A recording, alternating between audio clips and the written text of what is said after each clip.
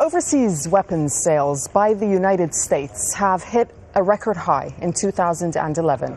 The U.S. sold $66 billion worth of arms last year, and that's triple what it sold in 2010. Well, the previous record for the U.S. was $31 billion in 2009. A congressional report says the sales were driven by Gulf countries worried about Iran's ambitions in the region. America's biggest customer by far was Saudi Arabia. All up, the U.S. sold 78% of the world's arms in 2011. Let's bring in Richard Weitz. He's a senior fellow and director for the Center for Political and Military Analysis at the Hudson Institute.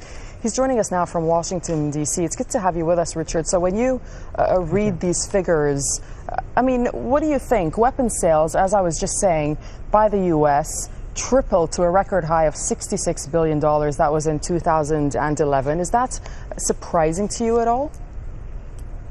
Not really. It's not a mystery what's happening here.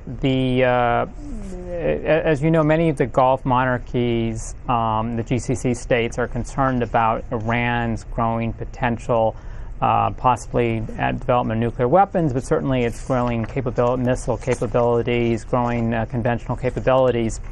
And the U.S. government and other governments have been trying to figure out how to deal with this issue.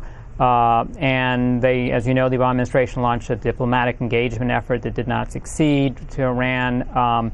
The military option is considered not very profitable, something to be done only as a last resort.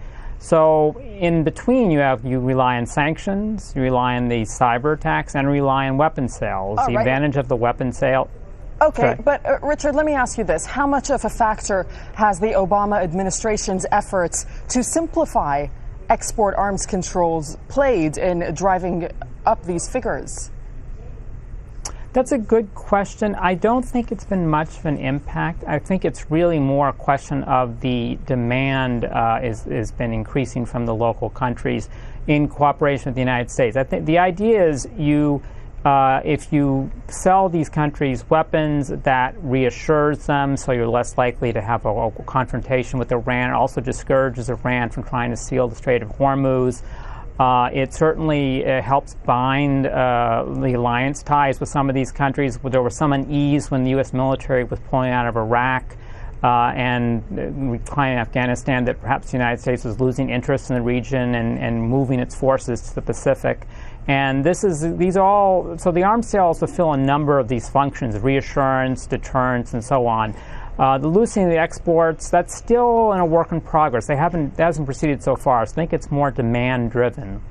Well, the U.S., as we're saying, has supplied $66 billion, topping the list, and then the list lists Russia coming in second place at $4.8 billion. Why is there such a big difference?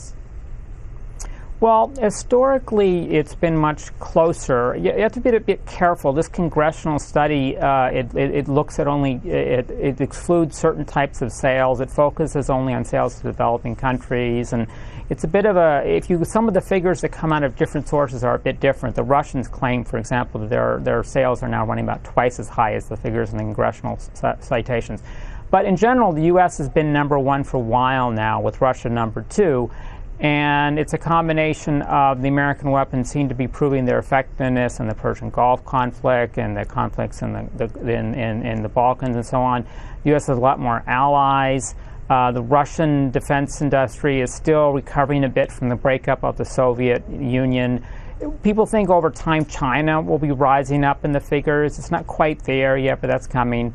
But the U.S. is clearly emerging as a dominant seller, and another reason could be that some of these countries, such as the Saudis and the UAE, think that by buying weapons from the United States, that they're almost buying a little security. It increases the likelihood the United States will intervene on their behalf if necessary. All right, so Richard Weitz, thanks very much for joining us on the Al Jazeera NewsHour.